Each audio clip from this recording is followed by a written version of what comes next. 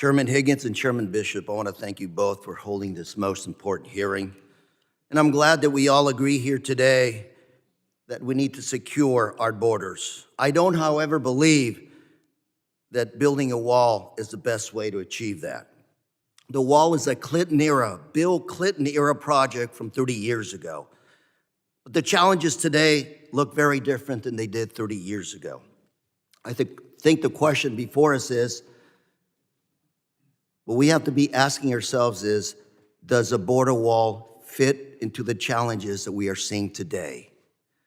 Our world has changed since Bill Clinton and since post-COVID-19. Many here in this room actually voted to end the COVID-19 public health emergency, thereby ending Title 42. These same individuals predicted the demise of chaos at the border, which is yet to materialize. Because the reality is, after Title 42 went out, Title 8 has been imposed, and Title 8 has with it severe criminal sanctions against immigrants who cross between ports of entry. And this administration has in place a policy that does deter people from crossing between ports of entry. And let me be clear, I don't agree with that policy. But it's hard to argue with the facts and the numbers. The numbers are challenges at the border have dropped. Those numbers have dropped since the ending of Title 42. And it didn't take building a wall to make that happen. The world today, bottom line, the world today is experiencing a migratory crisis, a refugee crisis like we've never seen in the history of this world. And I have to reiterate,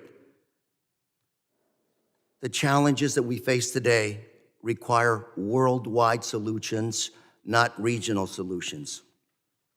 And let's be clear as well, the wall is not preventing migrants from coming to the United States, but rather the wall is directing migrants to cross in more remote and dangerous areas of the border.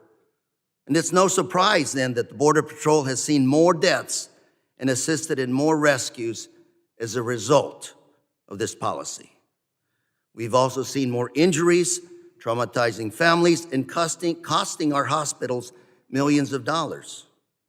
And as we will hear today from our witnesses, a local hospital in San Diego sector has witnessed an unprecedented increase in traumatic brain injuries and spinal injuries from border wall falls since 2019.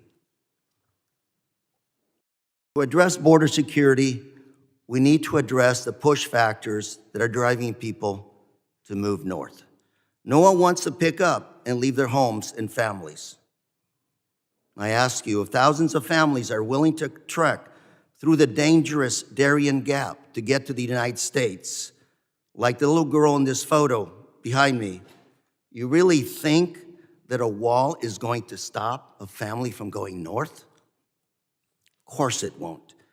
And that's why we need partnerships with Mexico and countries like in Latin America and Central America. This following chart shows the magnitude of the refugee challenge we're facing just in this region alone.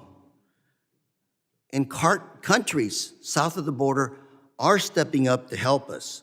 Colombia, for example, has taken in 2.5 million refugees. Others like Guatemala are allowing new migrant processing centers to be established in Guatemala. And Mexico is also hosting thousands of refugees in Mexico. The wall never will help with cooperation in the region. Refugees are not just our problem or their problem. Refugees are our collective challenge and opportunity. Today, we are seeing the full integration of the North American markets.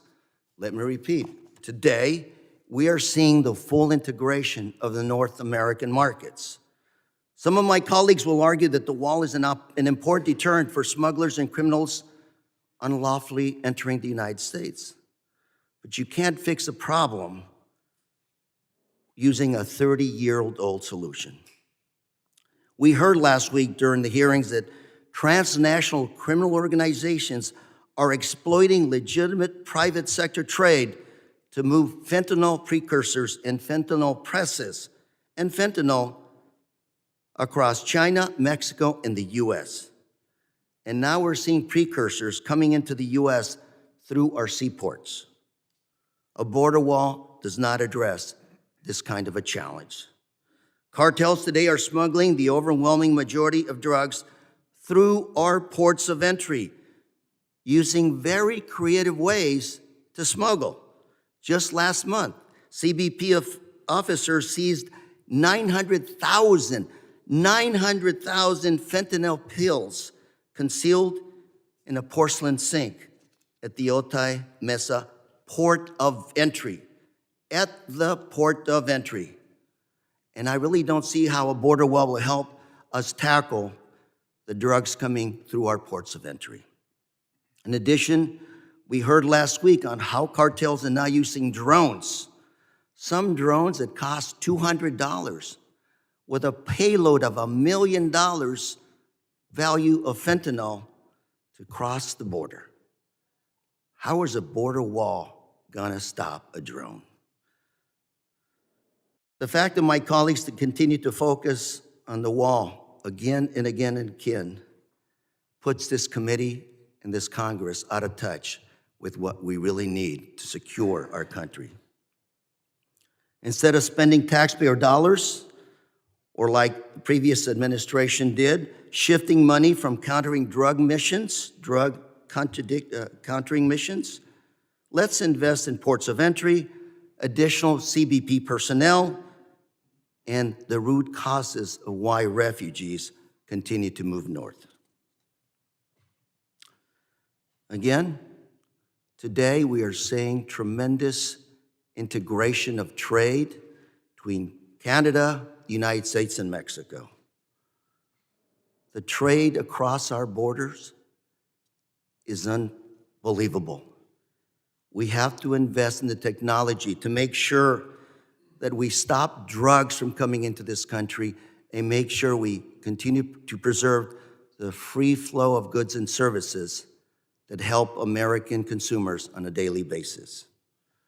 Between ports of entry, we can deploy innovative technologies like sensors, autonomous towers to detect and identify threats.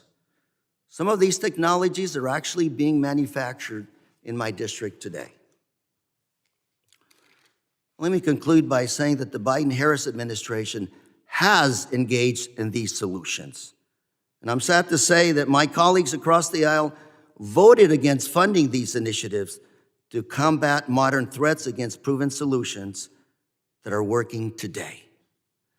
Just ask the folks at the border. I hope that going forward, this committee can work together with others to combat not only the threats of today, but also the threats of tomorrow, and that we move beyond the solutions that were put in place through the 30 years.